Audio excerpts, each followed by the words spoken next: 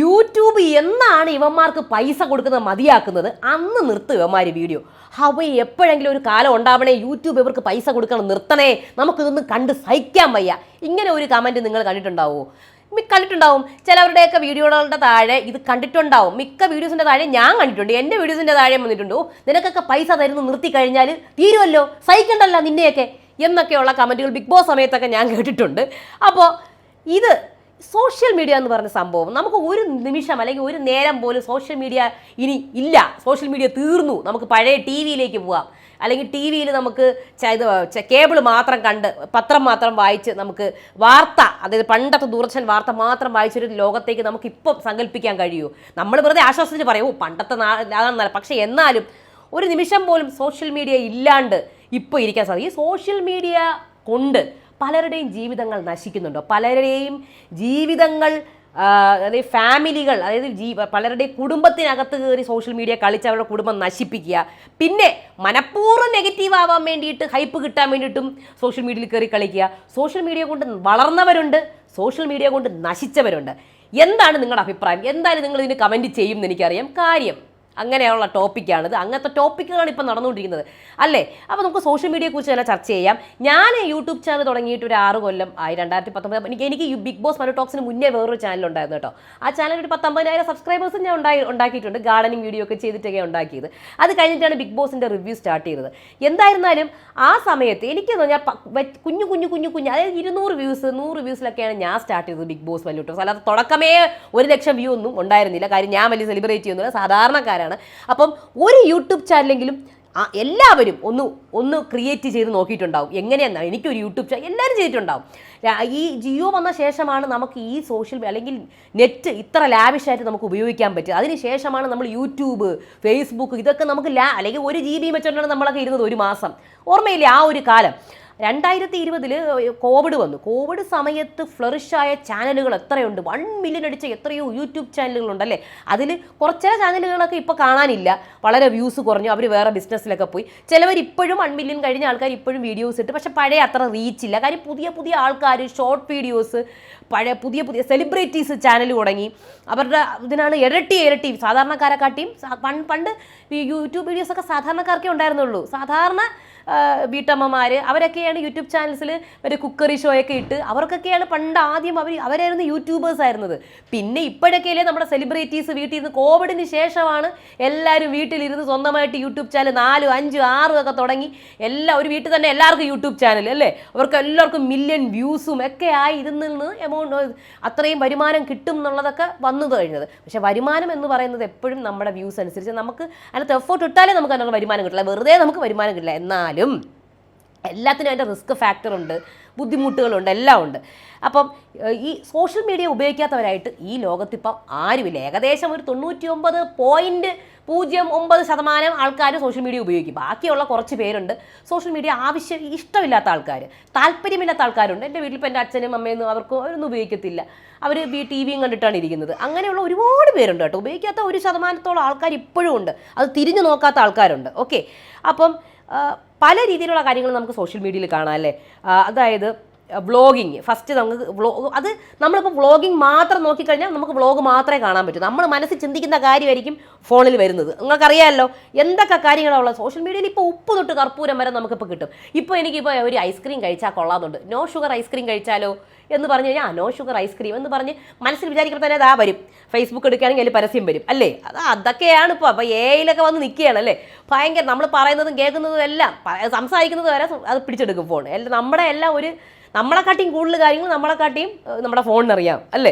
അപ്പോൾ അതിപ്പം വ്ളോഗിങ് ചെയ്യുന്ന ആൾക്കാരുണ്ട്. അതുപോലെ entertainment field, sports, cinema, programme reviews, cinema reviews, പിന്നെ അതേപോലെ തന്നെ സിനിമ. നമുക്കിപ്പോൾ എല്ലാ സിനിമകളും വീട്ടിൽ ഇരുന്ന് തന്നെ കാണാം അല്ലേ. അതുപോലെ ആസ്ട്രോളജി, കിഡ്സിൻ്റെ ഒരു വശം, കിഡ്സിൻ്റെ കാർട്ടൂൺസ്, കിഡ്സ് സെഷൻ തന്നെ വേറെയുണ്ട്. നമുക്ക് പരസ്യമുള്ളത് കാണാം, പരസ്യം ഇല്ലാതെ സ്പെഷ്യൽ പൈസ കൊടുത്ത് കാണാം.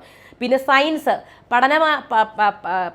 പാഠ്യേതര കാര്യങ്ങൾ, അതായത് റിസർച്ച്, പിന്നെ അതുപോലെ തന്നെ ട്യൂഷൻസ്, ഓൺലൈൻ ക്ലാസ്സസ്, ഇതൊക്കെ കോവിഡ് സമയത്ത് ഫ്ലറിഷായ കാര്യങ്ങളാണ്. എല്ലാം കോവിഡ് എന്ന് പറയുന്നത് സത്യം പറഞ്ഞാൽ കുറേ പേരുടെ ജീവിതങ്ങൾ തകിടം മറിച്ചിട്ടുണ്ടെങ്കിൽ കുറേ പേരുടെ ജീവിതങ്ങൾക്ക് ഒരു ഇത് കൊണ്ടുവന്നത് കോവിഡാണ്. അതായത് ഈ സോഷ്യൽ മീഡിയയിലൂടെ നമുക്ക് ജീവിക്കാൻ പറ്റും, നമുക്ക് കുറേ കാര്യം നമുക്ക് മാർക്കറ്റ് ചെയ്യാം, നമുക്ക് സെല്ല് ചെയ്യാം. നമുക്ക് എത്ര സ്ത്രീകളാണ് വീട്ടിൽ ഇരുന്ന് ഓരോ ജോലി ചെയ്യുന്നത്, ഓരോ കാര്യങ്ങൾ ഉണ്ടാക്കി വിൽക്കുന്നത് അല്ലേ? ഇപ്പം ഞാൻ തന്നെ എൻ്റെ ഹെയർ ഓയിൽ എനിക്കിപ്പം ഞാനൊരു കടയെടുത്ത് വെക്കുന്നതിനെക്കാട്ടിയും എനിക്ക് വീട്ടിൽ ഇരുന്നിട്ട് ഹെയർ ഓയിൽ ഉണ്ടാക്കി എനിക്ക് സെല്ല് ചെയ്യാൻ സാധിക്കുന്നുണ്ട്. അപ്പോൾ എനിക്ക് ഇവിടെ നിന്ന് തന്നെ എനിക്ക് ഇന്ത്യയിലെ പല സ്ഥലത്തേക്കും എൻ്റെ ഹെയർ ഓയിൽ എനിക്ക് ഒരു കടയിട്ട് കഴിഞ്ഞാൽ ആരെങ്കിലും ഒന്ന് മേടിക്കുമോ? ബൊംബൈയിലുള്ളവർ മേടിക്കുമോ, ഡൽഹിയിലുള്ളവർ മേടിക്കും, ഗുജറാത്തിലുള്ളവർ മേടിക്കുമോ, UK മേടിക്കുമോ, അമേരിക്കയിലുള്ളവർ മേടിക്കും. പക്ഷേ എനിക്ക് എൻ്റെ വീട്ടിൽ ഇരുന്നിട്ട് എനിക്ക് എൻ്റെ ഓയിൽ മേടിക്കുന്നുണ്ട് അല്ലേ? ഇന്ത്യയുടെ പുറത്തുള്ള UK, ഓസ്ട്രേലിയ അവിടെ നിന്നൊക്കെ മേടിക്കുന്നുണ്ട്. സോ ഇതൊക്കെ സോഷ്യൽ മീഡിയയുടെ ഒരു ബെനിഫിറ്റാണ്. എന്നാൽ ഇതിന് ഡീമെറിറ്റ്സ് ഒരുപാടുണ്ട്. അതിനെക്കുറിച്ചാണ് ഞാൻ മെയിൻലി പറയുന്നത്. നല്ല കാര്യങ്ങൾ ഒരുപാടുണ്ട്, നമുക്ക് ഷോപ്പ് ചെയ്യാം, ഈവൻ എല്ലാ കാര്യങ്ങളും. ഇതിന് വലിയൊരു ഇപ്പോൾ രാഷ്ട്രീയം, ബ്യൂട്ടി, ഡിവോഷണൽ, ഭക്തി, എല്ലാ കാര്യങ്ങളും, ചാരിറ്റി, ഒരുപാട് പേർക്ക് ഹെൽപ്പ്. അതായത് ഒരുപാട് പേരെ ഇപ്പം വയ്യാത്ത ആൾക്കാർ, അസുഖം വന്ന ആൾക്കാർക്കൊക്കെ ഒരുപാട് പേർക്ക് പൈസയും എല്ലാം കിട്ടുന്നുണ്ട്. അവർക്ക് വീട് വെച്ച് കൊടുക്കുന്നുണ്ട്, വയ്യാത്ത ആൾക്കാരെ സഹായിക്കുന്നു. അങ്ങനെ നല്ല കാര്യങ്ങൾ ഒരുപാട് നടക്കുന്നുണ്ടെങ്കിലും ഈ ഗോസിപ്പ് എന്ന് പറഞ്ഞ സംഭവം അതിൽ ഇല്ലാത്ത കാര്യങ്ങൾ പ്രചരിപ്പിക്കുക, അവിടെയാണ് മറ്റുള്ളവരുടെ കുടുംബകാര്യങ്ങൾ പ്രചരിപ്പിക്കുക, ഇവിടെയാണ് ഒരു നെഗറ്റീവ് സൈഡ് വരുന്നത് അല്ലേ? അതായത് നമ്മളിപ്പം ഈ പ്രോഗ്രാം റിവ്യൂ, സിനിമ റിവ്യൂ അതൊക്കെ ഷോക്കേ. പക്ഷെ നമ്മുടെ ഒരാളുടെ വീട്ടിലെ കാര്യങ്ങൾ അവർ പറഞ്ഞാൽ ഇപ്പോൾ പല രീതിയിലുണ്ട്. ഈ സോഷ്യൽ മീഡിയയിലും പല രീതിയിൽ കണ്ടൻറ്റ് ക്രിയേറ്റ് ചെയ്യും. ചില ആൾക്കാർ രണ്ട് ടൈപ്പ് ഉണ്ട്. ചില ആൾക്കാർ റിയൽ കണ്ടൻറ്റ് ക്രിയേറ്റ് ചെയ്യും. അതായത് വീട്ടിലുള്ള എല്ലാ കാര്യങ്ങളും പച്ചയ്ക്ക് തന്നെ വ്ളോഗ് ചെയ്ത് കാണിക്കും. അതേപോലെ തന്നെ ഇപ്പം ഞാൻ വ്ളോഗ് ചെയ്യലുണ്ട്. പക്ഷെ ഞാൻ കൂടുതലും എൻ്റെ വീട്ടിലെ 80% എനിക്ക് 90% ഞാൻ കാണിക്കത്തില്ല. കാര്യം ഞാൻ കൂടുതൽ കണ്ടൻറ് വീഡിയോസാണ് ചെയ്യുന്നത്. ഇപ്പം ഞാൻ ഇതുണ്ടാക്കി, ഞാനിന്ന് അത് ചെയ്തു, എൻ്റെ മുടി ഇതിങ്ങനെ ആക്കി, എൻ്റെ വീടിൻ്റെ ഇതൊക്കെയാണ് ഞാൻ കാണിക്കുന്നത്. അല്ലാതെ നമ്മുടെ വീട്ടിനകത്തുള്ള നമ്മുടെ കുറേ പേഴ്സണൽ കാര്യങ്ങളൊക്കെ ഞാനങ്ങ് മാറ്റും. അതിൻ്റെ ആവശ്യമില്ല. അതൊക്കെ ഓരോരുത്തരുടെ ഇൻട്രസ്റ്റാണ്. ഇത് കാണിക്കണോ വേണ്ടയോ എന്നുള്ളത് ഓരോരുത്തരുടെ ഇൻട്രസ്റ്റാണ്. അത് കാണിക്കുന്നുണ്ട്, എന്നിട്ട് അതിനെക്കുറിച്ച് സോഷ്യൽ മീഡിയയിൽ അഭിപ്രായം വരുന്നുണ്ടെങ്കിൽ അത് ഓക്കെ, നമുക്ക് പറയാം, അഭിപ്രായം നമുക്ക് പറയാം. അവർ കാണിച്ചിട്ടാണ് നമ്മൾ അഭിപ്രായം പറഞ്ഞതെന്ന് പറയാം. അവർക്ക് സോഷ്യൽ മീഡിയയിൽ കാണിക്കാമെങ്കിൽ നമുക്ക് അതിനെക്കുറിച്ച് അഭിപ്രായം പറഞ്ഞൂടെ, അത് പറയാം. പക്ഷെ അത് കാണിക്കാതെ ഒന്നും അറിയാണ്ട് വെറുതെ നമ്മളിരുന്ന് ഇത് ഇങ്ങനെ അവരുടെ കുടുംബത്തിനകത്ത് ഇങ്ങനെയൊക്കെ ആയിരിക്കും എന്ന് പറഞ്ഞ് നമുക്ക് ഓരോരുത്തരുടെ ഫാമിലിയെ കുറിച്ചിരുന്ന് പറയാൻ പറ്റുമോ? അത് പറയാൻ പറ്റത്തില്ല. അവിടെയാണ് പ്രശ്നങ്ങൾ വരുന്നത്. ഇപ്പം സോഷ്യൽ മീഡിയയിൽ ഞാൻ ഈ ഗോസിപ്പ് സെക്ഷനകത്താണ് ഭയങ്കരമായിട്ടുള്ള രീതിയിൽ ഇപ്പം ഈവൻ ബിഗ് ബോസ് കഴിഞ്ഞാൽ പോലും ഇല്ലാത്ത ഈ കാര്യങ്ങൾ വെച്ചിട്ടുള്ള ഈ ബിഗ് ബോസ് കണ്ടസ്റ്റൻസിനെ അല്ലെങ്കിൽ സെലിബ്രിറ്റീസിനെ അല്ലെങ്കിൽ ആരെയാണെങ്കിലും ഇല്ലാത്ത ഇപ്പോൾ അവർ വ്ളോഗ് ചെയ്ത് അവരവരെക്കുറിച്ച് സംസാരിച്ചിട്ടുണ്ട്, അല്ലെങ്കിൽ അവരുടെ വീട്ടിൽ ആ കാര്യം നടന്നിട്ടുള്ളതായിട്ട് അവർ തന്നെ വ്ളോഗ് ചെയ്ത് അവർ തന്നെ സംസാരിച്ചിട്ടുണ്ടെങ്കിൽ ഓക്കെ, നമുക്ക് അതിനെക്കുറിച്ച് സംസാരിക്കാം. പക്ഷെ അതിനെക്കുറിച്ച് ഒന്നും സംസാരിച്ചിട്ടില്ല, അതിനെക്കുറിച്ചൊന്നും നമുക്ക് അറിയത്തില്ല. ഇല്ലാത്ത കാര്യങ്ങൾ പറയുമ്പോൾ അല്ലെങ്കിൽ നമുക്ക് അറിഞ്ഞുകൂടാത്ത കാര്യങ്ങളെക്കുറിച്ച് നമ്മൾ സോഷ്യൽ മീഡിയയിലൂടെ സ്പ്രെഡ് ചെയ്യുമ്പോൾ അവിടെയാണ് പ്രശ്നങ്ങൾ ഉണ്ടാവുന്നത് അല്ലേ? അത് ഭയങ്കരമായ ക്രൂവൽ തംനെയിൽസൊക്കെ വെച്ച് തംനെയിലൊക്കെ അടിച്ച് പിരിഞ്ഞോ എന്നുള്ള രീതിയിൽ, അല്ലെങ്കിൽ അവരുടെ ക്രൂരത കണ്ടോ, ചിലപ്പോൾ അങ്ങനെ ഒന്നും ഉണ്ടാവില്ല, അട്ടർ ഫേക്ക് ആയിരിക്കും അത്. പക്ഷേ അതിങ്ങനെ സ്പ്രെഡായി അത് ആൾക്കാരുടെ കയ്യിൽ ആദ്യം സ്പ്രെഡ് ആവുന്നത് നെഗറ്റീവായിരിക്കും. ആദ്യം വരുന്നത് നെഗറ്റീവായിരിക്കും. പിന്നെ ഒരു കാര്യമുണ്ട്, നെഗറ്റീവ് പബ്ലിസിറ്റി ഇഷ്ടപ്പെടുന്ന ഒരുപാട് ആൾക്കാരുണ്ട് കേട്ടോ. അത് യൂട്യൂബേഴ്സും ഉണ്ട്, എല്ലാം ഒരുപാട് പേരുണ്ട് നെഗറ്റീവിന്. ഇപ്പം നെഗറ്റീവ് കയറിക്കോട്ടെ എന്നുള്ള പറഞ്ഞ കാര്യം. നെഗറ്റീവാണ് ഏറ്റവും കൂടുതൽ സ്പ്രെഡ് ആവുന്നത്. നമ്മളെക്കുറിച്ച് ഇപ്പം ഞാനിപ്പോൾ നല്ലത് കേൾക്കണം എന്ന് പറഞ്ഞാൽ നല്ലത് കേൾക്കാൻ വേണ്ടി കുറേ നല്ലത് അങ്ങ് ചെയ്തേക്കാം. അത് ഭയങ്കര പ്രയാസമാണ്. അത് ആരും കാണാൻ നിൽക്കില്ല, സത്യം ആരും കാണാനും നിൽക്കില്ല, ആർക്കും അതൊന്നും അറിയാൻ വേണ്ട. എന്നാൽ നമ്മൾ എന്തെങ്കിലും ഒരു തെറ്റ് ചെയ്യോ, എന്തെങ്കിലും ഒരു നമുക്ക് എതിരായിട്ടൊരു എത്ര വീഡിയോസ് വരും. അപ്പോൾ അത് പെട്ടെന്ന് സ്പ്രെഡാവും.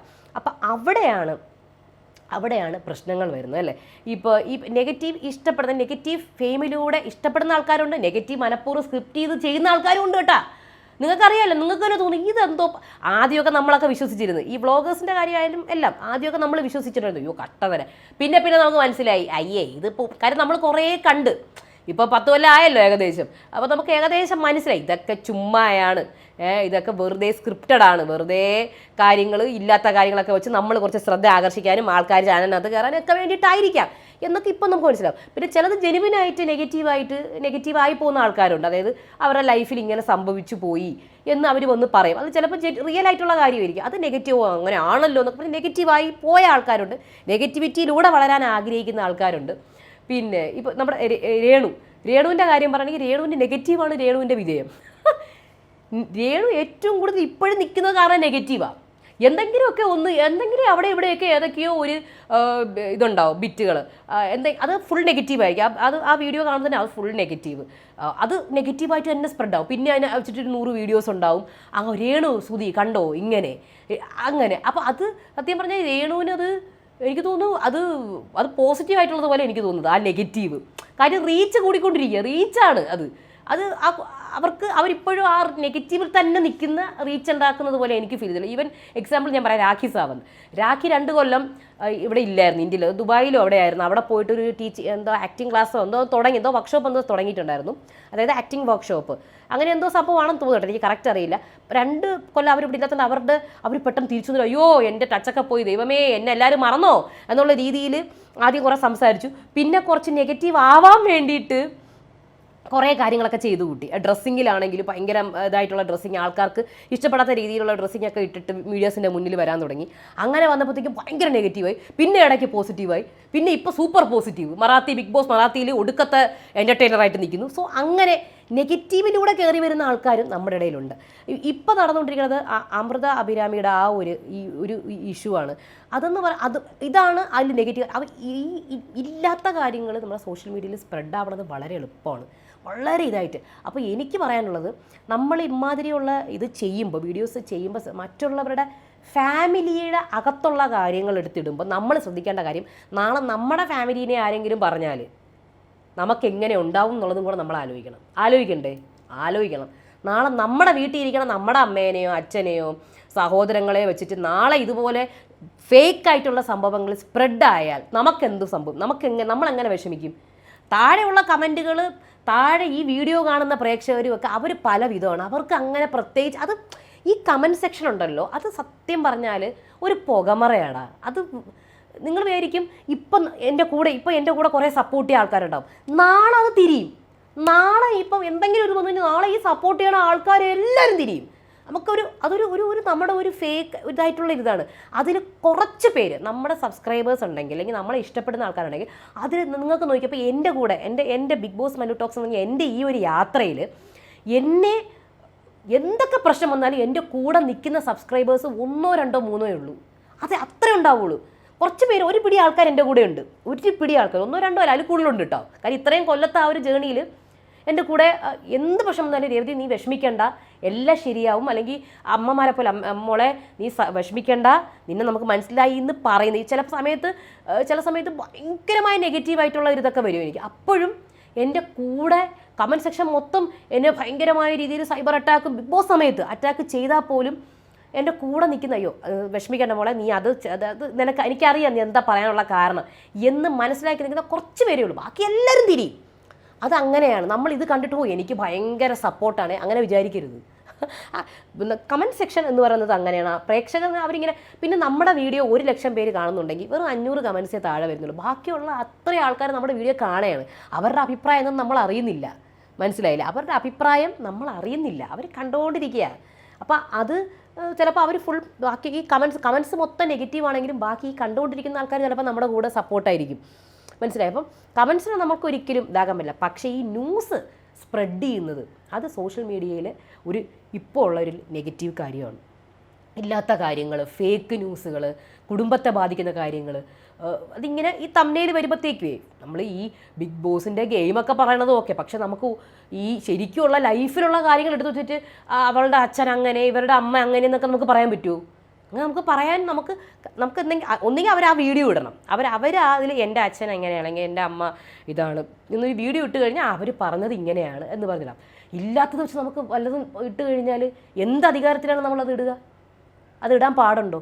ഇപ്പം നാളെ നിങ്ങളുടെ വീട്ടിലെ കുറിച്ചിട്ട് ഞാൻ ഇരുന്നുകൊണ്ട് അയാളുടെ വീട്ടിൽ ഇങ്ങനെയൊക്കെയാണ്, അയാളുടെ വീട്ടിനകത്തുള്ള പ്രശ്നങ്ങൾ ഇങ്ങനെയൊക്കെയാണെന്ന് പറഞ്ഞു കഴിഞ്ഞാൽ നാട് മൊത്തം സ്പ്രെഡായി അതെന്തായിരിക്കും? അപ്പോൾ അതൊക്കെയാണ് സോഷ്യൽ മീഡിയയിൽ എനിക്ക് യോജിക്കാൻ പറ്റാത്ത കുറച്ച് കാര്യങ്ങൾ. എനിക്കത് ഭയങ്കര കാര്യം അത് പറയാൻ നമ്മളാരാണ്? എല്ലാവരുടെയും വീട്ടിൽ കിടക്കണ കാര്യങ്ങളൊക്കെ പറയാൻ നമ്മളാരാണ്? നമ്മളാരുമല്ല. അവരവരുടെ വിഷമം അവരവർക്ക് മാത്രമേ അറിയുള്ളൂ, അവരവരുടെ ലൈഫിലെ പ്രോബ്ലംസ് അവരവർക്ക് മാത്രമേ അറിയുള്ളൂ. നമ്മളതൊന്നും പറയാൻ നമ്മളാരുമല്ല. നമ്മളിരുന്നുകൊണ്ട് ഈ താഴെ കമൻറ്റ് ഇടുന്ന അല്ലെങ്കിൽ നിനക്ക് അങ്ങനെയാണ്, അല്ലെങ്കിൽ നിനക്ക് ഓരോരുത്തരുടെ വീട്ടിലെ കാര്യത്തിൽ കയറി പറയുന്നതാണ്, അല്ലെങ്കിൽ ഈ പറയണ ആൾക്കാരുടെ വീട്ടിലെ കാര്യം ഇതിനെക്കാട്ടിയും കേമമായിരിക്കും. എന്നിട്ടാണ്ടിരുന്നുണ്ട് അവരുടെ നമുക്ക് ആരുടെയും നമ്മുടെ വിഷമങ്ങളെല്ലാം നമ്മുടെ വിഷമങ്ങൾ മാത്രം, നമുക്ക് അങ്ങോട്ടും ഇങ്ങോട്ടും പറഞ്ഞിട്ടൊന്നും ഒരു കാര്യമില്ല. ഇപ്പം ഞാൻ ഇരുന്ന് 100 പറയും, നിങ്ങൾക്ക് അതിനെക്കാട്ടി 1000 വിഷമങ്ങളായിരിക്കും നിങ്ങൾക്കുണ്ടാവുന്നത്. ചിലവർ അവരുടെ പേഴ്സണൽ കാര്യങ്ങൾ പറയും സോഷ്യൽ മീഡിയ, ചിലവർ അവരുടെ പേഴ്സണൽ കാര്യങ്ങൾ ഹൈഡ് ചെയ്ത് വെക്കും. ആ ഹൈഡ് ചെയ്ത് വെക്കുന്നതിൽ നമ്മൾ അതിനെ നമ്മൾ റെസ്പെക്റ്റ് ചെയ്യുക, മുന്നോട്ട് പോവുക. അല്ലാതെ അതിനെ കിടന്ന് ചെകഞ്ഞ് അയ്യോ നിങ്ങൾക്ക് അതിനകത്ത് എന്താണ് നിങ്ങൾ അങ്ങനെയായിരുന്നു പറയണം. അവർക്ക് പറയാൻ താല്പര്യം ഉണ്ടെങ്കിൽ അവർ പറയും. അല്ലാത്ത ഇല്ലാത്ത കാര്യങ്ങൾ പറയുന്നതിനോട് എനിക്ക് യോജിപ്പില്ല. അതാണ് ഈ സോഷ്യൽ മീഡിയയിൽ ഇപ്പോഴും നടന്നുകൊണ്ടിരിക്കുന്നത്. അത് ഇവിടെ നമ്മുടെ മലയാളത്തിൽ മാത്രമല്ല, എല്ലായിടത്തും ഉണ്ട്. അതേപോലെ തന്നെ എനിക്ക് വേറൊരു വിഷയം പറയാനുള്ളത്, നമ്മുടെ സ്ത്രീകളെ പുരുഷന്മാരെയും ഒന്നിച്ച് തന്നെ നമ്മളെ ചുറ്റുപാട് നടക്കുന്ന വിഷയങ്ങളെ ട്രോൾ ചെയ്യുന്ന ആൾക്കാരുണ്ട്. ആ ട്രോൾ ചെയ്യുന്നതിൻ്റെ ഒരു രീതിയുണ്ട്. ആ ട്രോളായിട്ടൊന്നും എനിക്ക് ചില വീഡിയോസ് കണ്ടിട്ടൊന്നും ചില ആൾക്കാരുടെ എനിക്ക് ട്രോളായിട്ട് തോന്നിയിട്ടില്ല പലപ്പോഴും. എനിക്കത് സെപ്പറേറ്റ് വീഡിയോ ചെയ്യണമെന്നാണ് ആഗ്രഹമുള്ളത്. കാര്യം എനിക്കതൊക്കെ കാണുമ്പോൾ എനിക്കതൊരു എന്തോ ഒരു സ്ത്രീയും പുരുഷനെയും ബോഡി ഷെയിം ചെയ്യുന്ന പോലെ എനിക്ക് ഫീൽ ചെയ്തിട്ടുള്ളൂ ആ ട്രോളൊക്കെ കാണുമ്പം. എന്താ ഉദ്ദേശിക്കുന്നത്? സ്ത്രീ എന്ന് പറഞ്ഞ് കാണിക്കുന്ന ആളെ ഇങ്ങനെ ഇങ്ങനെ വെച്ച് എന്താണ് അത് കാണുമ്പോൾ എനിക്ക് ചിരിയൊന്നും. പക്ഷേ അതിൻ്റെ താഴെയുള്ള കമൻറ്റ് സെക്ഷൻ കാണുമ്പോൾ ഉണ്ടല്ലോ കഷ്ടം തോന്നുന്നു. സ്ത്രീയെ മാത്രമല്ല പുരുഷനെയും നല്ല രീതിയിൽ മോശമായ രീതിയിൽ ട്രോൾ ചെയ്തിട്ടു. ട്രോളെന്ന് പറഞ്ഞാൽ എനിക്ക് ട്രോളായിട്ട് തോന്നി. ട്രോളെന്ന് പറയുമ്പോഴത്തേക്കും നമുക്ക് ആക്ഷേപഹാസ്യം എന്ന് പറയാം. പക്ഷേ ആക്ഷേപഹാസ്യം എന്ന് പറഞ്ഞാൽ ഇതാണോ? എനിക്കത് കണ്ടിട്ട് ചിരിയൊന്നും വന്നില്ല സത്യം പറഞ്ഞാൽ. എനിക്കത് കണ്ടിട്ട് എന്തോന്നിത് എന്ന് തോന്നിപ്പോയി സത്യം. നിങ്ങൾ ആരെയാണോ ട്രോളുന്നത് എന്ത് ഭേദമാണ് നിങ്ങളെ കാട്ടി, ഈ ട്രോളിയ ആൾക്കാരെ കാട്ടിയും എന്ത് ഭേദമാണ് അല്ലാത്തത്? അവരെ കാണാൻ എന്ത് ഭംഗിയാണ്. നിങ്ങൾ ട്രോളിനെ നിങ്ങളെ കണ്ടിട്ട് നിങ്ങളോട് തന്നെ അയ്യോ തോന്നിപ്പോകുന്നത്. ആ രീതിയിലാണ് സ്ത്രീകളെ ട്രോളുന്നത്, ആ രീതിയിലാണ് പുരുഷന്മാരെ ട്രോളുന്നത്. എന്തെന്നാണ് ഒരു വെച്ച് കെട്ടൽ കണ്ടിട്ടില്ലേ നിങ്ങൾ? ബാക്ക് വെക്കുന്നു, ഫ്രണ്ട് തിറക്കി വെച്ച് എന്തൊക്കെയാണ് കാണിച്ചു കൂട്ടുന്നത്.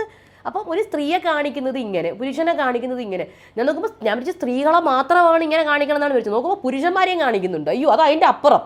അത് കണ്ടുകൊണ്ട് നിൽക്കുമ്പോൾ തന്നെ എനിക്ക് തൊലി വരും. അതിൻ്റെ താഴെ കമൻറ്റ് സെക്ഷനിൽ സൂപ്പറായിട്ടുണ്ട്. ചേട്ടന്മാരെ ഞങ്ങൾ ഇങ്ങനെ തന്നെ ചെയ്യണം, നന്നായിട്ടുണ്ട് എന്ന് പറഞ്ഞാൽ സ്ത്രീകളൊക്കെയാണ് കൂടുതൽ കമൻറ്റ് ചെയ്യുന്നത്. നിങ്ങൾക്ക് കണ്ടിട്ടൊന്നും തോന്നുന്നില്ല? ഇത് കണ്ടിട്ടൊന്നും എനിക്ക് മനസ്സിലാവുന്നില്ല. അത് കണ്ടിട്ട് നിങ്ങൾക്കൊന്നും തോന്നുന്നില്ലേ? അത് നിങ്ങൾക്ക് തോന്നുമ്പോൾ ഇത് ഇപ്പം ഞാനൊരു സ്ത്രീയാണ്. അപ്പം സ്ത്രീകളെ നമ്മൾ ഈ സ്ത്രീകളുടെ വേഷം കെട്ടി വരുന്ന ട്രോളെന്ന് ഞാൻ കണ്ടിട്ടുണ്ട് പല രീതിയിൽ. നമ്മൾ കോമഡിയിലൊക്കെ നമ്മൾ കാണലുണ്ട്. പക്ഷേ ഇതൊരുമാതിരി വേഷം കെട്ടി വരുന്നതല്ല. ഇതൊരുമാതിരി എന്ത് ചെയ്യുന്നത് സ്ലട്ട് ഷേമിംഗ് ആണോ എന്ത് ചെയ്യണമെന്ന് എനിക്ക് അറിയത്തില്ല. നമ്മൾ വീട്ടിലെ അമ്മയും പെങ്ങന്മാരും ഒക്കെ ഇല്ലേ, അവരെയും കൂടെ ഉദ്ദേശിച്ചാണോ നിങ്ങൾ ഇങ്ങനെ ഈ വെച്ച് കെട്ടി, ഫ്രണ്ട് വെച്ച് കെട്ടി, ബാക്ക് വെച്ച് കെട്ടി എന്തൊക്കെയാ കാണിച്ചു കൂട്ടുന്നത് കിടന്ന്? എനിക്ക് സെപ്പറേറ്റ് വീഡിയോ ചെയ്യണമെന്നുണ്ടായിരുന്നു സത്യമായിട്ടും. എനിക്കത് കണ്ടിട്ട് ഈ പൊങ്കാല വിഷയത്തിൽ പിന്നെ ആരെയൊക്കെയാണ് കാണിച്ചിരിക്കണത്? നമ്മുടെ മറ്റേ ട്രാവൽ ചെയ്യുന്ന വ്ളോഗറെ കാണിച്ചിരിക്കണു. എന്തൊക്കെയോ കാണിച്ചു വെച്ചിട്ടുണ്ട്. ഇതൊക്കെ എനിക്കൊരു ഇതായിട്ട് തോന്നി. അപ്പോൾ ഇതൊക്കെയാണ് സോഷ്യൽ മീഡിയയിലെ സത്യം പറഞ്ഞാൽ നെഗറ്റീവ് എഫക്റ്റ്, സമൂഹത്തിന് കൊടുക്കുന്ന നെഗറ്റീവ് എഫക്റ്റുകളൊക്കെ ഇതൊക്കെയാണ്. അപ്പോൾ ഇതൊക്കെ എനിക്ക് തോന്നുന്നില്ല ഇതിന് എൻഡുണ്ടാവുമെന്നും. ഒരു നിയമപരമായിട്ട് പോയി കഴിഞ്ഞാൽ അതിന് ഇത് വീഴും, അത് വേറെ കാര്യം. അത് അവരവർ ആരൊക്കെ ഇതിനാണ് ചെയ്തത് അവർ പോകണം. അല്ലാണ്ട് നമ്മളിവിടെ ചെയ്തിട്ടൊന്നും ഒരു കാര്യമില്ല. പക്ഷേ ഇതിനൊക്കെ ഈ കാണുന്ന ആൾക്കാരെങ്കിലും ദയവ് ചെയ്തിട്ട് അത് പറയണം, നിങ്ങളിത് ചെയ്യരുതെന്ന് പറയുന്നുണ്ട്. ഒരുപാട് പേര് പറഞ്ഞു. പക്ഷേ നമുക്ക് സോഷ്യൽ മീഡിയയിലുള്ള വരുമാനം ഉള്ളത് കൊണ്ട് വ്യൂസിന് വേണ്ടിയിട്ടും കൂടി തന്നെയാണ് ചെയ്യുന്നത്. തീർച്ചയായിട്ടും റീച്ചിന് വേണ്ടിയിട്ട് വ്യൂസിന് നമുക്ക് പറയാൻ പറ്റത്തില്ല അയ്യോ നമ്മൾ വരുമാനത്തിന് വേണ്ടിയിട്ടല്ലേ ചെയ്യുന്നത്. വരുമാനത്തിന് വേണ്ടി തന്നെയാണ് ചെയ്യുന്നത്. എല്ലാവരും അങ്ങനെ തന്നെ.